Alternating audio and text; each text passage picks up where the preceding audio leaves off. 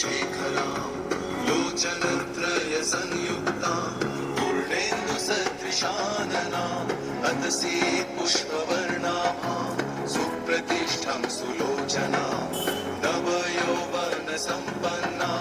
सर्वाभरणभूषितां सुचारुदशनं तद्वत् पीनोन्नतपयोधरां त्रिभङ्गस्थानसंस्थानां महिषासुरमर्दिनीं मृणालायत संस्पर्श दशबाहु समन्वितां त्रिशूलं दक्षिणे ध्येयं खड्गं चक्रं क्रमादथ नमो दुर्गे नमो दुर्गे नमो दुर्गे नमो दुर्गे नमो दुर्गे नमो दुर्गे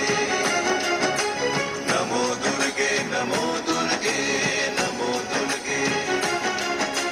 नमो दुर्गे नमो दुर्गे नमो दुर्गे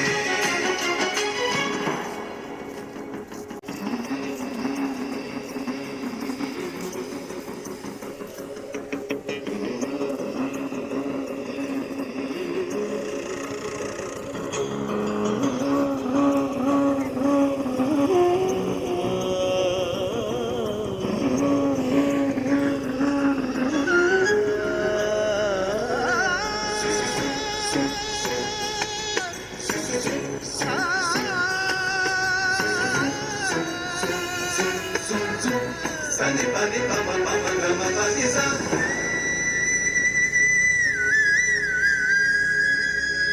ॐ तीक्ष्णवाणं तथा शक्ति दक्षिणे सन्निवेशयेत् अधस्तां महिषं तद्वत् ऋषिरक्षं प्रदर्शयेत्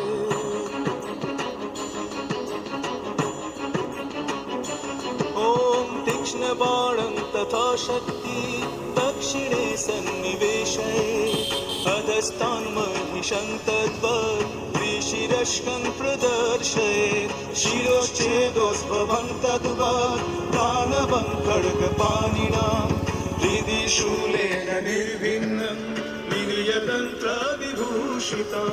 रक्तरक्तीकृतं च रक्तविस्फुरितक्षणं वेष्टित नागपाशेन भ्रूकुटिभीषणाननं सपाशे वामहस्तेन